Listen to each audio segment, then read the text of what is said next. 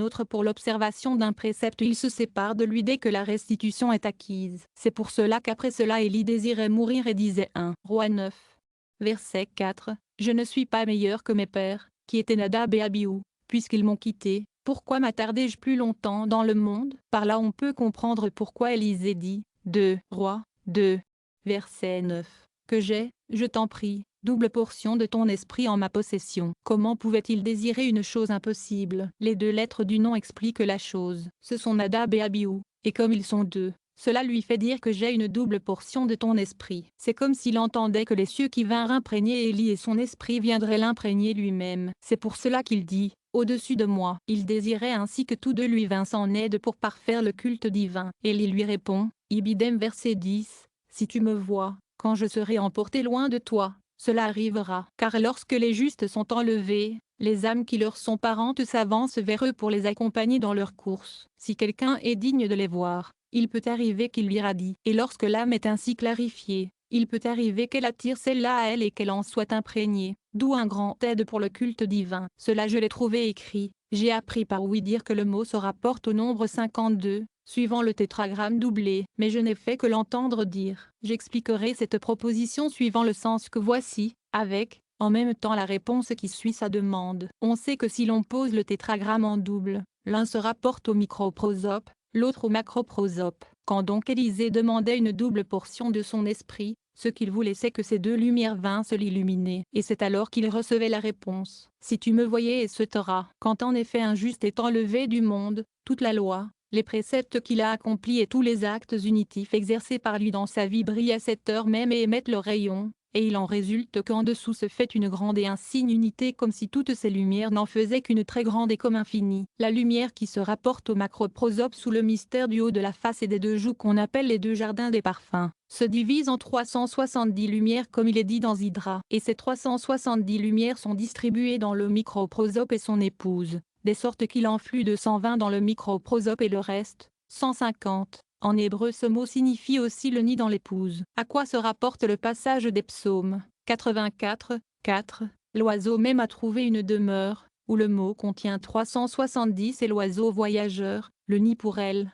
c'est-à-dire pour l'épouse du microprosope. Ces 370 lumières fluent et se manifestent dans le microprosope et son épouse en tant qu'est quand ils sont en copulation unitive. De même lorsque les justes sortent du monde, tous les actes unitifs qu'ils ont exercés, alors qu'ils faisaient partie de ce monde, les irradient, et alors les rayons du macroprosope viennent briller dans le microprosope et son épouse. C'est donc comme si Élie avait dit, toutes ces lumières, celles du macroprosope et celles du microprosope dont le total est de 370, tu pourras les acquérir si ton âme est suffisamment clarifiée. Ainsi en arriva-t-il à l'âme d'Élisée qui devint tellement claire qu'il le dit et prit en lui les 370 lumières qui brillaient sur la courte face du microprosope, de sorte que celle-ci devint la longue face et fut appelée également macroprosope à cause des 370 lumières prises en soi, ainsi qu'il est dit dans Hydra. Et à cause de cela Élisée acquérait la dignité de voir resplendir sa figure comme le disent nos maîtres vénérés, si bien qu'il fut obligé d'aller se réfugier dans les cavernes des montagnes, car nulle femme ne pouvait soutenir l'éclat de son visage. Et digne de posséder la lumière de la face du roi des existences, il devenait possesseur du pouvoir de ressusciter deux fois les morts. Si l'on y réfléchit sérieusement, on verra qu'il eut ainsi le pouvoir de faire dériver vers le monde le flux des enfants de la vie et de l'alimentation, toute chose qui se rapporte à Bina, mère de l'intelligence, où se manifeste le microprosope. Pour les enfants, nous avons l'exemple du fils de la Sunamite pour la vie, la résurrection du même, et pour l'alimentation le fait qu'il nourrit l'épouse d'Obadiaou, d'où on le dit presque c'est-à-dire mon Dieu et c'est-à-dire 370 lumières. J'ai par ailleurs trouvé écrit ce qui va suivre. Adam contenait en lui 248 membres et en outre des espèces de poils en nombre presque infini. De toutes ces espèces descendent des espèces d'âmes spéciales et ces espèces d'âmes spéciales furent ensuite attribuées aux générations d'Adam qui étaient les racines des âmes. Il est donc intéressant de savoir comment ces racines et ces espèces d'âmes spéciales furent changées. Comment les unes descendent des autres et de quels membres procède une racine quelconque. On sait déjà que la plupart des âmes sont de la racine de Caïn et d'Abel à partir de qui elles se subdivisent. Expliquons la chose par un exemple. Supposons qu'Abel ait été la tête des âmes. Il faudrait dire que toutes les âmes spéciales qui se réfèrent à la tête sont du genre d'Abel. Si Abraham fut le bras droit, il faudrait dire que toutes les étincelles ou rayons spéciaux de ces âmes qui sont de ses bras sont du genre d'Adam et ainsi de suite jusqu'à la fin des 248 membres. Il est évident qu'on y trouve une multitude d'espèces, mais il me faut d'abord étudier les espèces de la pénitence, ce qui donnera l'intelligence de celle-là. Il est dit, dans la partie de nos œuvres que nous avons appelée Drushim ou commentaire pourquoi les jugements de la loi furent donnés en 3 endroits. La première fois dans Mara, comme le disent nos maîtres vénérés, ce qui regarde le sabbat les jugements furent livrés dans Mara, une seconde fois dans la section Mishpatim, et une troisième fois dans la section Jéthro. On peut se demander pourquoi tous les jugements de la loi ne furent pas donnés en une seule fois et ensemble. On le comprend par ce qui va suivre. Sachons que pendant les 130 années qu'il fut séparé d'Ève, Adam engendra des démons et les plaies des fils d'Adam. À la vérité tous ces démons et esprits qu'il avait engendrés étaient des rayons et des étincelles de sainteté, à part qu'ils étaient tombés dans les écorces. Bien mieux, ils étaient plus grands que les autres âmes, comme l'ont dit nos maîtres vénérés à propos des 10 gouttes répandues par Joseph. Car les gouttes qui proviennent du mâle seul l'emportent sur celles qui proviennent de la copulation du mari et de la femme, de sorte que dans celles qui résultent du plaisir du mâle seul,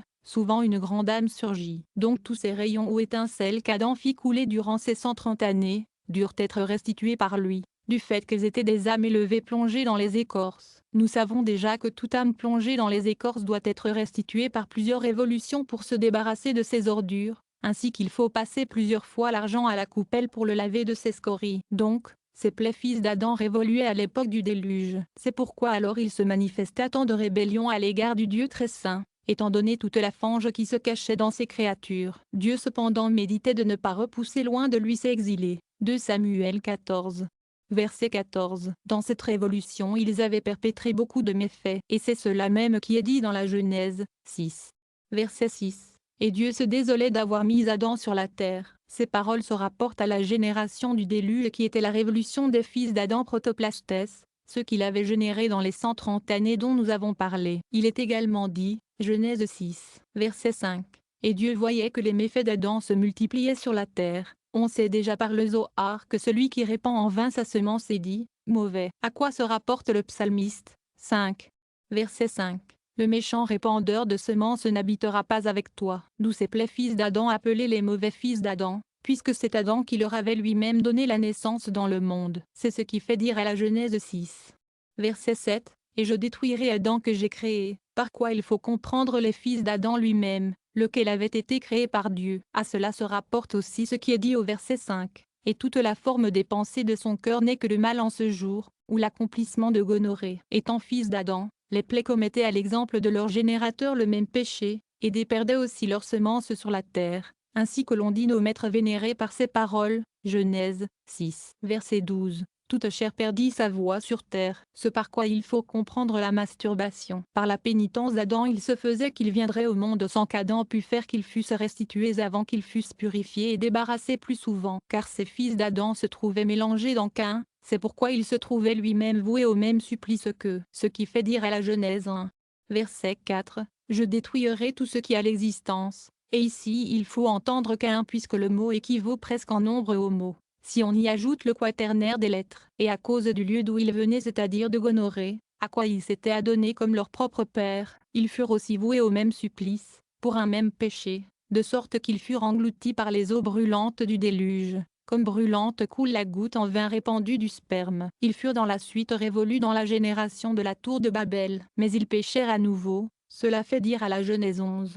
Verset 5, Dieu descendit pour examiner la ville et la tour qu'avaient bâti les fils d'Adam, qui sont d'après le Zohar les fils d'Adam protoplastes pendant ces 130 années. La troisième fois ils furent révolus dans les Sodomites. Les Sodomites étaient mauvais, dit la Genèse 13, verset 13, c'est-à-dire qu'ils descendaient de ce mal de la gonorrhée primitive dont Écriture dit, Psalmiste 5, verset 5, le mauvais n'habitera pas avec lui. Comme cette troisième fois, c'est-à-dire après 3 révolutions ils étaient encore mauvais, à propos de quoi il est dit dans Job 33, verset 29. Dieu opère tout dans un homme en 2 ou 3 fois. Comme le Très-Haut voyait qu'il ne voulait pas se corriger, il les transplanta en Égypte. Au 4e tour, c'était eux qui étaient les Israélites en Égypte. Nous avons déjà dit ailleurs que les Israélites qui vivaient en Égypte du temps de Moïse tiraient leur origine du mystère de date ou de la connaissance, d'où Moïse était également sorti. Un peu plus haut, Nous avons également dit que les âmes qui proviennent des mâles seuls sont plus élevées que celles qui proviennent de l'union de l'homme et de la femme parce que c'est de la racine ou même de la connaissance qu'ils procèdent. Tout ce rayon était donc emprisonné entre les écorces de Moïse.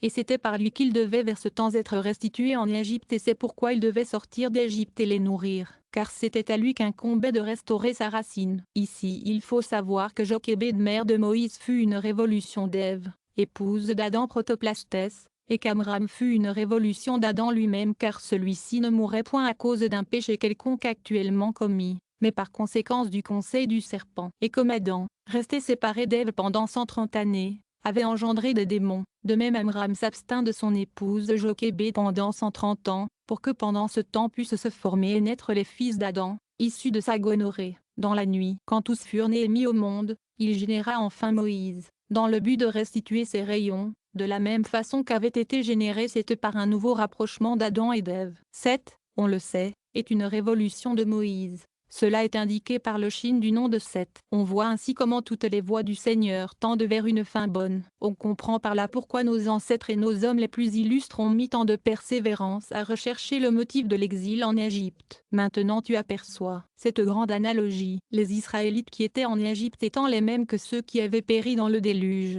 en ordonnant que chaque enfant mâle fût jeté dans le fleuve. Pharaon leur rappelait ce châtiment, il leur imposait la servitude de travailler le mortier et les briques, parce qu'ils étaient la révolution de la tour de Babel, où ils avaient aussi construit des murs de briques pour élever la tour. C'est pourquoi ils se trouvaient maintenant forcés de bâtir la ville. D'ailleurs la populace qui sortait d'Égypte avec les Israélites tirait son origine des mêmes révolutions. Comme Moïse était le mystère de la connaissance supérieure, d'où sortent les gouttes séminales, et qu'il était aussi le mystère d'Abel fils d'Adam, de même cette populace était formée des fils de Biléam, comme il est dit dans le Zohar. Biléam était opposé à Moïse dans la connaissance de la partie impure, et c'était ceux-là même qui avaient été séparés dans la purification de ses âmes. Là l'écorce seule était restée comme une scorie qui était l'âme de Biléam, bien que même en lui restassent quelques étincelles d'âme sainte, ainsi qu'on l'a dit entre nous. C'est pour cela que Dieu appelait la génération de cette nombreuse populace le peuple de Moïse, comme on dit au Deutéronome 9.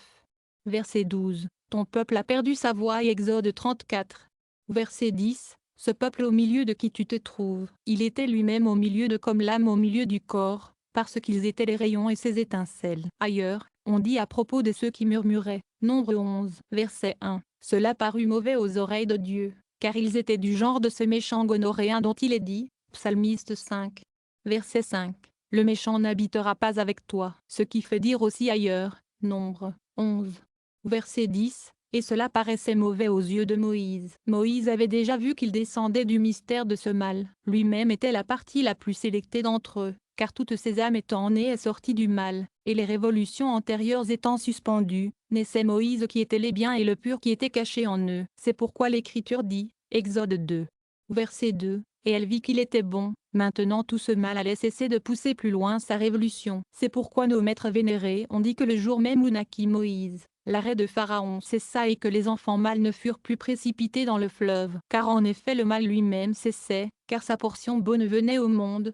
Cet arrêt n'avait donc plus lieu d'être désormais. Il s'ensuit que Moïse dut aussi être leur sauveur dans le désert. Il me semble avoir entendu dire qu'Adam protoplastes avait souffert d'une triple gonorrhée. Il est certain que je me souviens sûrement de ce qui va suivre et qui montre qu'Adam commis plusieurs péchés. En effet, d'après ce qu'ont dit nos maîtres vénérés, il fut soupçonné de rapine. En effet il est écrit, Genèse 2, verset 17, tu ne mangeras pas à l'arbre de la connaissance du bien et du mal. Et il y mangeait furtivement. C'est pourquoi furent donnés aux fils de Noé ces préceptes, qu'Adam protoplastes avait tous transgressé. Ensuite il avait pris le vice de gonorrhée, ce dont il avait résulté que les hommes des temps du déluge étaient aussi corrupteurs de leurs semences. Bien qu'en principe ils soient punis à cause des rapines se rapportant au péché d'Adam, nous trouvons aussi par ailleurs qu'Adam nia Dieu auteur de toutes choses et se livra à l'idolâtrie. C'est en raison de cela que la génération de la tour de Babel était idolâtre et athée. Nous avons vu aussi qu'Adam avait reçu le précepte de l'administration du jugement, précepte qu'il transgressa aussi. C'est pourquoi dans les 7 préceptes donnés à Noé on trouve celui qui impose une bonne justice.